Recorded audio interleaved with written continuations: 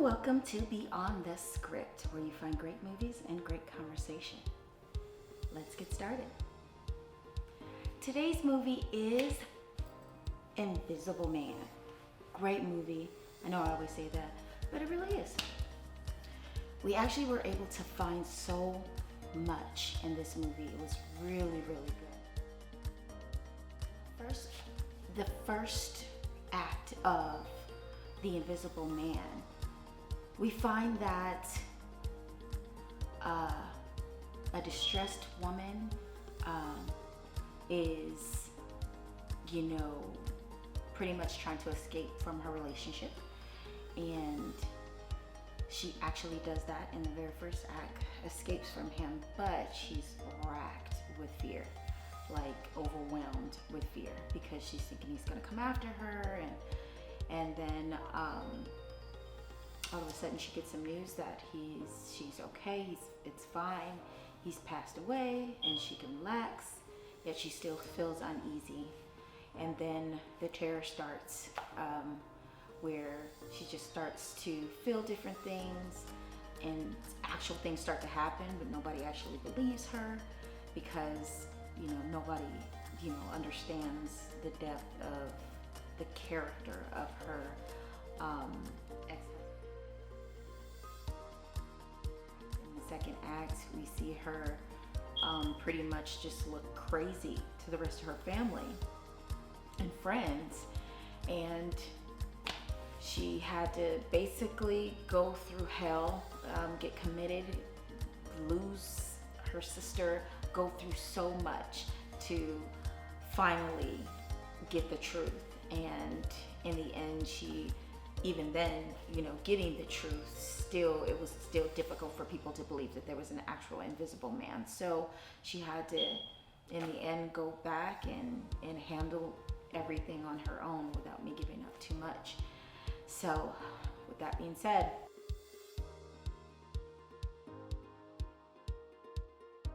let's go beyond the script. Going beyond the script with this film for me is fear. The entire film was fear to me. I have been a victim of fear. I've been a victim of I shouldn't say victim, I should say survivor of fear, because I have or understand living with fear, living and making choices out of fear. And what I mean by that is the perfect example is the rest of the world is looking at you like, why are you so afraid? But you don't see what the rest of the world sees. All you know is your circumstance. And in this circumstance, I'm completely afraid of the possibility. So, perfect example is when she was on her way to her friend was trying to talk her into going to the mailbox. It was a scene. He was trying to talk her into going to the mailbox. Literally 25 feet away from the house, the front door. She was petrified. She was scared. And some jogger comes by, completely loses all focus, runs back to the door as though something was gonna happen. It's a smoke screen. Nothing's gonna happen. Nobody was there. And that's how people in fear will live. And I feel like what God was saying and how I went beyond the script with this is, now that I understand what fear is exposed, and once it's exposed, it's easier to conquer it, because you really see that a lot of your decisions are being made. It's just because you have fear, but what is that fear from, and where is it coming from? Because remember, the rest of the world doesn't even know what you're talking about. They don't see what you see. So I believe that God is just trying to teach us that, conquer your fears, fight for them, fight to get over them, because they can truly trap you, truly trap you. And at this time, I'm excited about this conversation. We are going to introduce our peer thought of the day, and it is Mr. Joel T. Lester. So excited. Enjoy the conversation. Thank you guys so much again for being here. We are here with Joel T. Lester, the artist, the minister, the anointed. And the movie, of course, we're talking about is The Invisible Man. Yeah. Oh my gosh. So, Joel. Yes. How did you go beyond the script with The Invisible Man? That's. It took me a minute to go beyond the script because it's so much happening in the movie and you get involved in it emotionally. But it made me think of. I think we talked about it a few minutes ago about fear, how fear can hold you back. It's a strong message about perseverance, overcoming fear. Right. And I thought about when I was watching it last night again, I thought about sometimes you have to go back to a painful place in order to become free. Wow. And a lot of times when we get past a painful place, we don't look back anymore, but we're still affected by it. Yes, and so sometimes you have to go back and deal with what you didn't deal with. Wow. Right. So, yeah. Right. Okay. So in the movie, so that's true, because she's like running back and nobody believed her. But in the end, she really literally had to go back to the house where she escaped from to deal with the issue, to pretty much put it to rest. She never would have found that too had she not gone back. Right. To prove her innocence, all of this going on. Oh my gosh, that's so true. Okay, so how do you find God in... Okay, so there was a point, and I know this is, it's a little weird, but I still want to know. There was a point in there where she's completely convinced that it's the guy and has absolutely no proof. What is faith? The substance of things. I just kind of like, it's sitting there where I cannot prove it. I know I look crazy. What did you get from that? I got that God has given each believer a level of discernment. Right. So, and I'm sure we've all had cases where we knew in our gut, we couldn't explain it. Right. But when we saw it and we knew it. And so I think that, again, each believer, some people who are not believers, they call it ESPN or deja vu. Right. But we all, as Christians, have a level of discernment to where I see you. I don't care what you guys are saying, but I know what I see. Right. So, right. Discernment. Yeah. Okay. All right. Discernment. It's key. We need discernment. You absolutely need it. Because you absolutely will be need fooled. Right. Like he had everybody fooled in this movie. Right. I mean, he had her fooled that she married him and she couldn't get out, but then like to act like you're dead, and she knows good and well you're not dead, because she senses your presence. He had everybody fooled. Right. And there was a couple times in there where I'm like, I was telling him earlier, I was completely ticked at her. I'm like, girl, he only 50 pounds. Girl, you better get your big butt up and do something. You're going through all of this back and forth with her. But I started to think about myself. Let's go on and be honest. What's stopping you, Serena? It's this big entity that I think is too big for me, that I think I'm too old for, that I think it's a world that I'm not ready for. It's something. Mm-hmm. But then you think about it. She had all the power in her hands. She was the only one that could deal with it because she was the only one that knew it was real. So I was like, wow, this is so true. Yeah. This is really a mind game that we go through of, this big smoke screen of, fear, thinking that it's something when it's truly not. It's not that it's not nothing, because it is a part of our lives. We do have to deal with it. But just to think about, I thought about the part when she calls the phone, and she realizes that his cell phone is upstairs. So he's been, and I'm thinking to myself, girl, tell somebody, girl, do this. Right. But she had told everybody everything that had already happened, and pretty much she was crazy.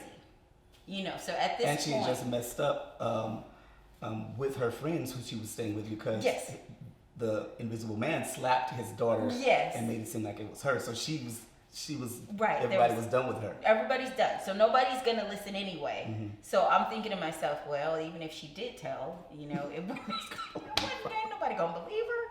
So, and then the ultimate, like what did you get out of the death of her sister? Shock. I was like, did that just happen? It was insane. Yes. And I feel like God is saying, even after devastation, you still have to fight. 'Cause it's just like, she could have easily given up. She could have given up just stayed in the crazy house, and I'm done. I got somewhere to live. Because nobody believes me. Anyway. Nobody believes me. I can just, eat. And how many times have we gone through hurdles and mountains, and we felt like, okay, this is it. I know me personally, like, okay, I'm done. I can't take anymore. There's no more fight in me. But God gives you that strength, and God shows you the things that He promised you before, shows you where you're supposed to be as opposed to where you are now, and so kind of gives you a boost. Like, okay, it's not over for me, because He's still showing me this is where I'm supposed to be. So let me continue to fight and do what I need to do. Right. Like, there's a scripture even in the Bible, like there was a people who were promised this beautiful, and I think it was the land of Canaan, and they sent out spies to go and look at the land. And when the spies came back, they were like, "There are giants in the land. We can't take this land." And how many times has God promised us that we were going to be A, B, C, and D, and then people around us or our inner fear says, "Oh my God, that's too. I'm not good enough to do that. I will never be able to accomplish that, God." No, conquer these giants and fulfill what you're supposed to fulfill. And so that's what she was like, "Oh no. Now you killed my sister." I mean, for some people that gives them a boost, like, "Oh no, I'm gonna it's on." So yeah. That's true. And I think too, there was a part in the movie where, you gotta watch it, where she was in the doctor's office. At this point, she's in the psychiatric ward, and this guy's brother comes in, and I think at that point she, in a sense, saw herself and got sad.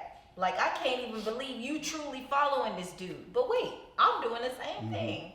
And I think it kind of made a light bulb come on, and I felt like when the light bulb come on, from that point she just started working her way towards, y'all gonna know the truth.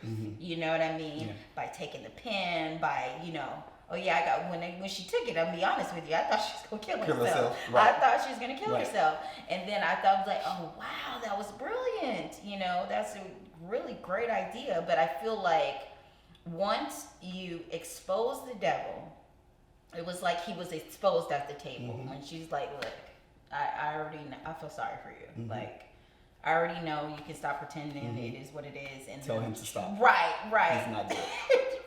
He's coming. Yeah, the truth came out. He is now not exposed, and I think when we expose the enemy and the devil in our lives, there's this certain power that we have.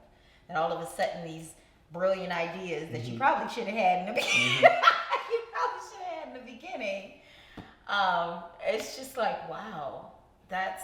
yeah. Pressure has a way of either causing you to crumble or pushing you forward. Right. It's gonna be one or two things. Right. So she chose not to crumble, which is because if I was in that situation, I don't know. Right. Like, right. I might have said, let me just take myself out, because I mean they think I killed my sister. Right. Like, and that's the crazy thing. It's like her sister was really her protector in the movie. Because if you think about when she and her sister went to the brother after her husband allegedly died, and he started like trying to go in on her, the sister was like, no, we're not here for that. Right. Say what you need to say so we can so I believe that God also has people, he places people around us to protect us. Because if she was by herself, I think she would have, because she wasn't strong enough at that point. She would have crumbled. Right. So the sister was like, we're not having this. Right. So, yeah. Right. And then in a sense, he took out the protector. So she had to stand, the strength in her had to stand up. Like, right. It's on you now, baby girl. You gotta. Right. Yeah. It's like you have to stand on your own. And he's so funny, Bishop was just talking about isolation. Mm-hmm. What? That's so true. Yeah, I love that. Oh my, that's so true. It's just like, it's divine. It's godly divine that she had to be isolated. People had to, took her friends away from her because, her friend was just like, my first responsibility is my daughter. Exactly. I love you, but you're cuckoo. Like, everything you saying don't seem true. So, and she said she didn't hit with you. She said you hit her. I'm taking my daughter. I'm taking my daughter's side. Right. I'm taking my daughter's side, and that's my priority. So she lost her friends, her protector. She lost all means of outside guarding. Even when the invisible man beat her friends behind in his own house. Right. He still, after that, like the only way you're gonna get out of here if you say this, and she's still telling him no.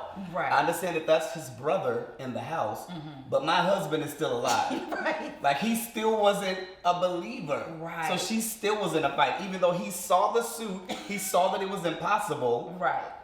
For this man to be invisible and do the things that he did, but now you're only looking. He never looked past what he saw, and she looked past what she saw. She knew what she knew. Right. That's so true. Jeez. And I was so funny because in the police station, my first reaction was kind of like the friend, because I was just like, well, say what you gotta say to get out, just tell them what they want to hear. Right. But yeah, I think you do get to a place where you're just like, no, I'm not cowering down to this enemy anymore. Man. Because if you do, sometimes that takes you 10 steps back. True. So no, I'm not. No, I said what I said. I said what I said. You believe me or you don't, okay? But I said what I said. Right. That's not him, all right? Yes, he beat you in your house, but he didn't do all the other stuff. That was my husband, all right? Right. And I just was feeling like she never went into full detail about the things that were actually happening. But when she did say something, they always made her feel like she was crazy. So why would I go into detail? None of you ever believed me. And I was just like, wow, that's so true. And even when she was in the psych ward, I was screaming out, oh my God, you idiots. Like, the security people, you see that she did not touch any of these guards. You see what's happening, but you still focusing on her. Stay down. Like, no, the enemy is right by you. Are you crazy? Like, she did not take all these guards out. Like, what is wrong with you? Right. How is she how is she 10 feet She's away? 10 blocks away. Right. 10 feet away from you. And you just got hit in the mouth. Oh my God. I'm and I was like, on the cameras, her hands aren't moving. Come on, people. Come on. I'm just like, it couldn't be. But it's so funny because, what? because the enemy is like that. when you're outside looking, you're telling people, don't do that. You know, when God told you, don't go to his house again. You know, and you just like the outside people like, oh, here she go again. Oh, but in your mind, you know, you're just, you know, you understand, you got it. But us watching the movie, we can watch somebody to death and tell them all what they could have did better in their story, in their movie. But the truth is, we're all sitting in this film ourselves, we call our lives, and really navigating little by little, but still making human choices. Bad human choices. Bad human choices. And you have the insights like, don't do that. The Don't go there. Don't answer that call. Don't call them back. Like all of that. And it's like, oh, it's okay. I mean, let me see what they want. And then they wheel you behind right back in. Right back in. And it's so funny because we're sitting up watching her go through her story, but it's a lot like us. And at the end of the day, nobody can go through the story. Nobody couldn't have gone through the story but her. It was like divine that she had to allow this dude to come in and just completely take her to the point where I am not doing this anymore. And nobody could have guided her through that. Her sister couldn't have protected her from that. Her friend couldn't have protected her from that. You're living in a cop's house. I mean, this dude is super bold, and the enemy is super bold. Like, I'm gonna come up in your house and I'm gonna aggravate you and God's gonna allow me to do that until you get to the place where you know I'm gonna set myself up in your house. Like, you think about that. All right, so we're in the middle of talking about the divine connection. Well, basically talking about that God allowed the enemy to pretty much set up shop in her house. OMG. And she's the only one that knew. Right. The bottle. The medicine bottle. Yeah. In my mind, I was like, oh, that's it. That's it. We all know now. We all get here. And she got in the room and told the truth, and didn't nobody believe her. I was looking at her like, oh Lord, she is nuts. Like, right. And it's no fair. Like, oh no. I'm like, oh no. That's all I can think. You know what's crazy? I just thought about this. Like, she was the only one that knew it first, but remember when he was going back and he said he was going to take care of the daughter? The daughter finally sensed somebody was in the room. She was at home by herself, so then she and took out that pepper spray. She didn't see him, but she knew somebody was there and they started spraying. So she got a revelation. It was late, but she did get a revelation. Like, the father didn't get a revelation until he was being beaten. And even then, come on, man, get a revelation of what's going on in your house. Come on. But that's true. But you got to think about if it's your journey, then you cannot expect the people around you to keen in and to understand or to discern what's happening in your story. I will agree with that if they are people who are not spiritual. True. But if I am a Christian, and we do that a lot of times in church, we get so caught up in our own world and just, the day-to-day things that we can walk right past somebody and don't discern that they're going through. Right. Or God will put somebody on our mind and we just brush it off like, oh. Right. But no, he put them on your mind for you to reach out to them, say, I'm just checking in on, and to pray for them. So I do believe that if we take the time and if we really tap in, we can discern what's going on with others. We might not know all of the facts, but we know that something is not right. Right. So let me, like you said, pray for them. Let me reach out to them. Right. So that is true, and I do feel too that as Christians, we should be a little bit more more sensitive. I feel And with people's not just their feelings, because I know God doesn't truly deal in feelings, but just be more sensitive in where people are. You know what I mean? I mean, they may be going through, God may have had you say something, but don't be like the pagans. I gotta pray with people watching. If you discern that it's not a time to be making this to be seen, pray in silence. Yes, I had to pray with my friend today because she was going through. Yeah. But more along the lines is, I feel you in my spirit. Let me send you a text, let you know God is still in control. God is with you. Yeah. And move on. Yeah. Don't, sometimes you're helping them wallow, when you're, playing the pity party with them, So, yeah. And sometimes people, even though you sense them and you might call and check on them, some people are still not going to let you know what's going on. Right. But you still have to know, I know something is happening, and it's okay if they don't want to divulge, all the information, but it's still my job to pray for them. Right.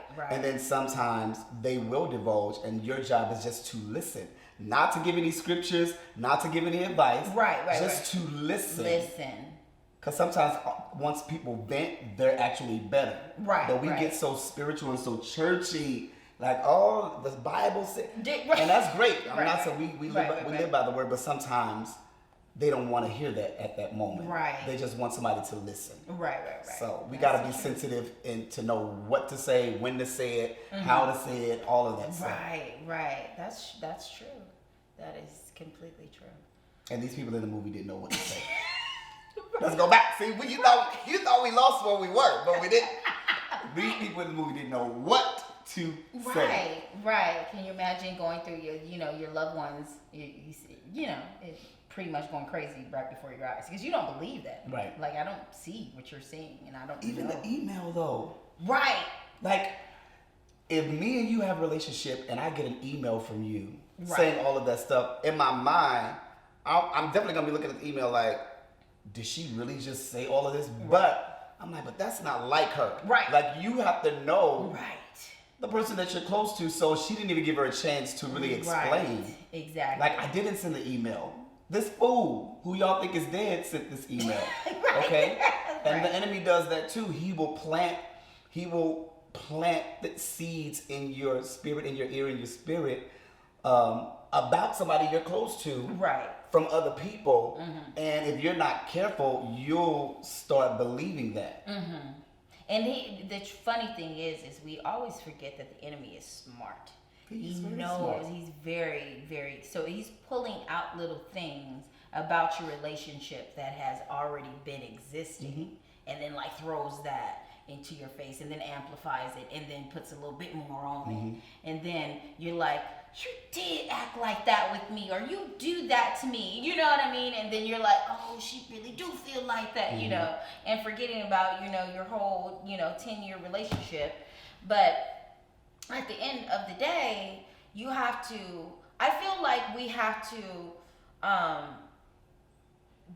still be sensitive, because at the end, it was just like you said, it was like there was a point where they just did not give her a break. Like, she didn't get the benefit of the doubt even in the beginning when she was running away, and her sister's like, what's going on? Oh, that was driving me up. I was screaming, would you just drive already? She just said drive.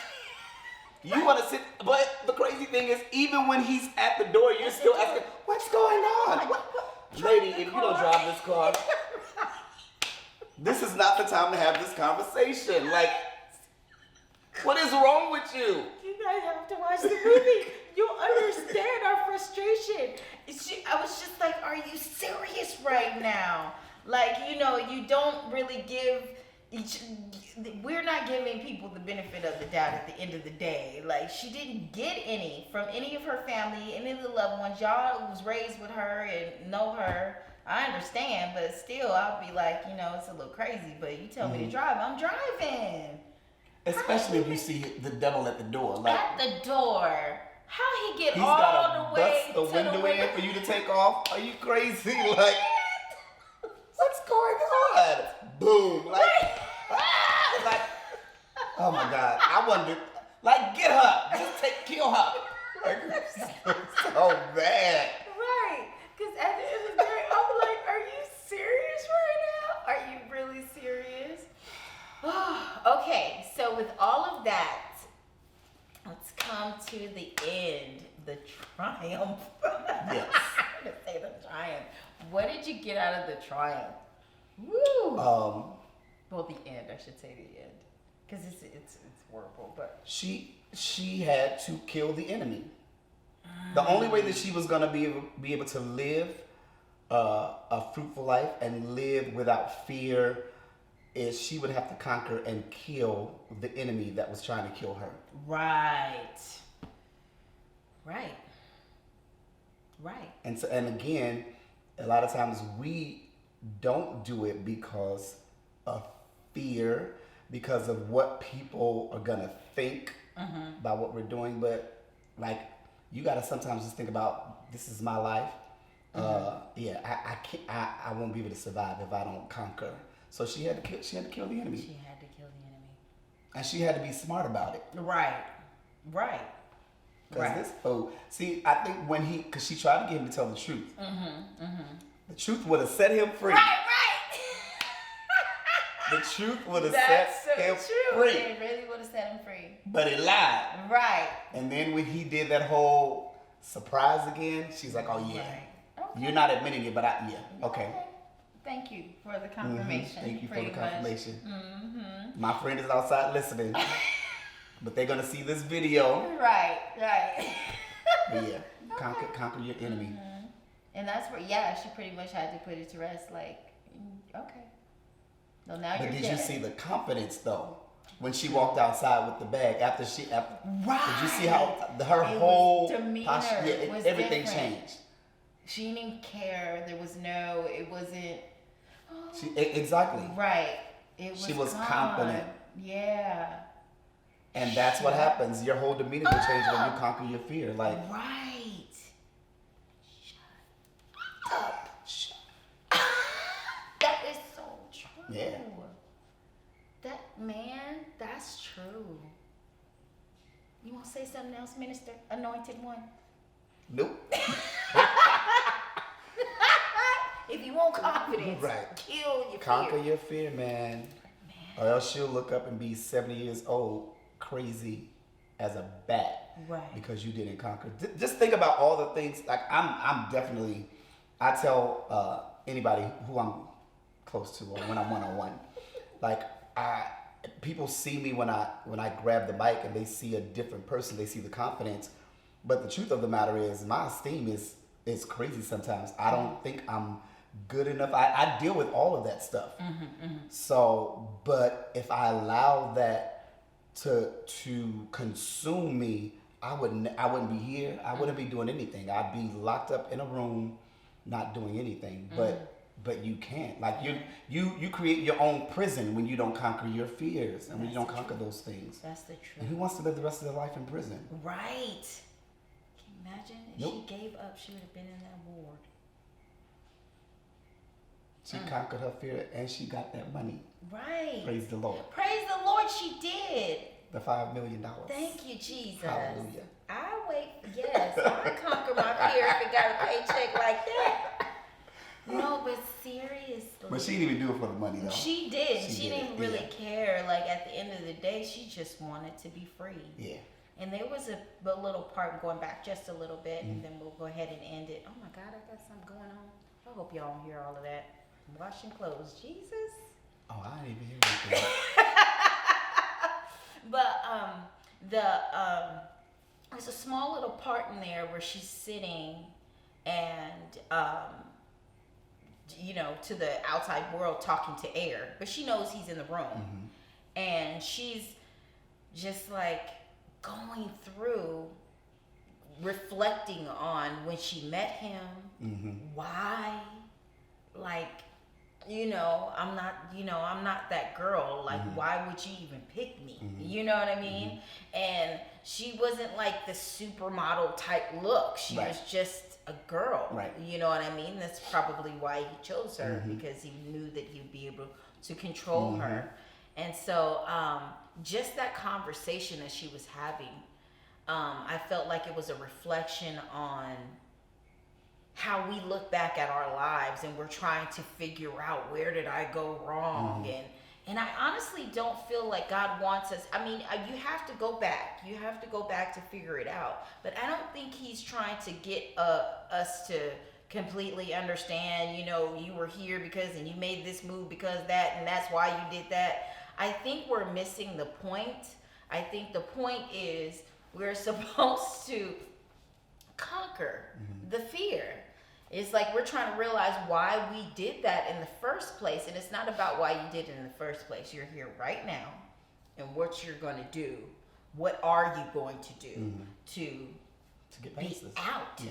To get out. Because her ultimate goal was to be free. Yeah. I just want to be free. Yeah. And how many times have we said that to ourselves about, you know, everything? I just thought about something else since you're talking about being free.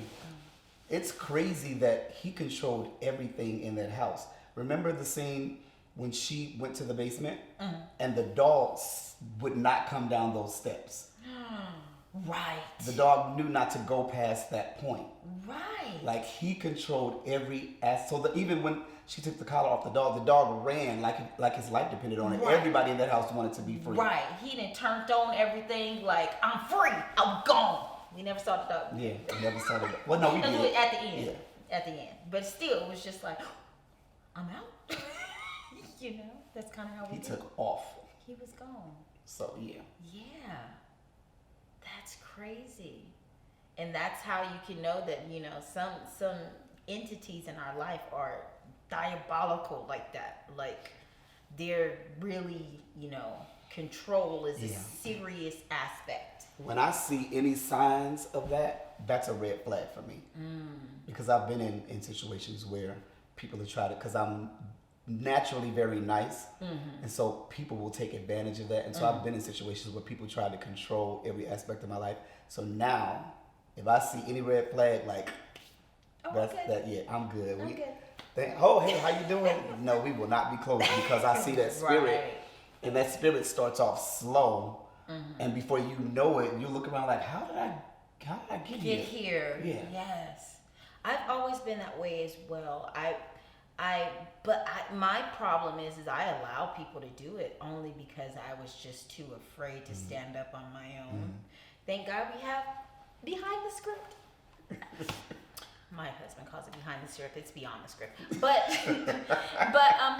I honestly would always allow people to do that because of the fact I was just too afraid to stand up on my own, because hey, if I fail, then everybody's gonna know it was just me. And I think now I've gotten to a place where I see it clear. Like you see, like you said, the red flags, you see it clear. Like I mostly attract people who are extremely territorial. And like, I'm not that girl. Like I'm horrible. I'm not going to call you all the time. I'm not, you know, I'm just horrible with friendship. I can sit at this computer for 12 hours and I would have missed your party. Like people invite me to parties, I don't show up. I'm so sorry. And it's not, and I tell people all the time, just please love me, because Please love me. Because I love you. Like I really do. I didn't come to your birthday party, but I really do. You. I really do love you for real. And so I'm just a mess like that. I'm not going to call, but see if God will tell me something, or I'm dreaming about you, or something will happen, I'll call. Or I'll send money. Or, you know, I see like, I remember I had a friend that, you know, she had her Bible and she was praying over a bill. I paid the bill. Like, you know, I'm that type of friend. Like, I got your back. And I ain't gonna call you all the time, you know. I might not show up, but I ain't gonna, you know. But I'm a true friend. Like, I truly care about people. And I think that's why I gravitate so many, you know, territorial people gravitate towards me, because they know that I'm honest, I'm loyal. And so at the end of the day, you see the red flags, you see them. So you know, okay, I know how this started and I know where it's going to end up. So you try your best to, just pull away and do the best you can to, love people regardless. But you still have to stand up and be strong. And that's what's hard, especially for the people that are, people pleasers like and myself. people know how to disguise it. Like, right. Like you might see that red flag, but people still know how to disguise it. Oh, no, that's not the case. And no, I see. Because it starts slow. It's not. They're not gonna come in trying to control you. Right. They're gonna come in being nice, but you're gonna see little things moving forward. Like, why you got that on? Ooh. Right. Oh no, I don't want to go there. I want to go here.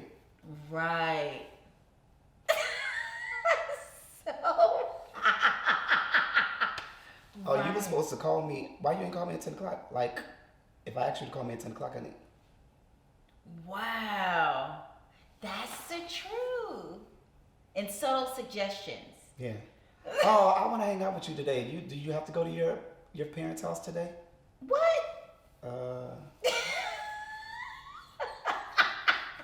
Yeah. Oh, I wouldn't say that. I wouldn't do that if I was you. I would. Right. Like, it's little things. Little things. And the first time, this is crazy, because the first time you're teeter-tottering, whether or not, because this has already been a thought in your head, like, do I want to do this or do I want to do this? And then they say something. And the first time you go the route that they told they got you. They got you. They feel like that's it. They listening. Manipulation. I've had a couple of people try to really make me believe that they were the only people or persons that were looking out for me. Like, your family don't care about you like I care about you. Are you serious? And that's when I knew that you were crazy. Like, you're crazy. Right, you're cray. Yeah. Yeah. I'm wow. done. Wow. I'm gonna break this stronghold. Like, right. And that's scary though. And it's hard to break. It's hard to break because in a sense you kind of created it. And now you're connected, like heart-wise, you're connected emotionally to these people. So you got they used make sure to of this that. behavior. Yeah. And jeez. Yeah. What if they're your family? You can't just get rid of them. You can't. I mean, you don't necessarily have to get rid of them, but you can definitely, like, this is as far as I'm going with you. I'm gonna always be nice. I'm gonna always love you, but I will never go past this line with you again. Right. Because you don't know how to deal with me past this line. Right. So, and I don't know if you're like this. I'm one of those people where dealing with people who are controlling like that, for me to, especially if I'm emotionally attached to them, for me to get past it, I have to really I can't talk. There's no talking, there's no texting. I have to have a time where I'm not dealing with you at all in order for me to really get past it. And once I'm over something, once I'm done, I'm done. I'm done. So Yeah. I'm one that will, I'll talk when you talk, but I'll pull away. Yeah. Just to be, But respectful. the thing with people who are like that, they won't let you. So you really have to take that time. You can't answer anything because it sets you back if you do that. Right. That's true. Yeah. Woo! Thank you, Joel. Thank you. This has been a combo. I'm so excited about it. Invisible Man. You guys go watch it. Make sure you follow me on social media, Facebook at Serena Gilmore. And let's hear about what you think of that Invisible Man. Yes. That was a good movie. And if you didn't know, The Invisible Man has been redone throughout the years several times. This is definitely the best but one. But this last one was, the story was told just a little bit differently, and it's pretty good. It's actually really, really good. So watch it, and thanks for being here. Bye.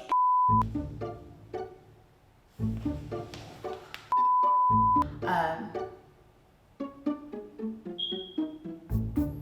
a little lost, but it's okay. I decided not to use my teleprompter today. Probably not the smartest thing in the world to do, but it's okay. It's all right. Just introduce you and get into the conversation. Okay, good? Yeah. Minister Joel Lester. Joel T. Lester. Okay. I'd like to tell you a story about the love I have inside of me. It's not where it should be, but it sure ain't where it used to be. I strive to be patient, I strive to be kind, not jealous of anything, no boasting on the mind.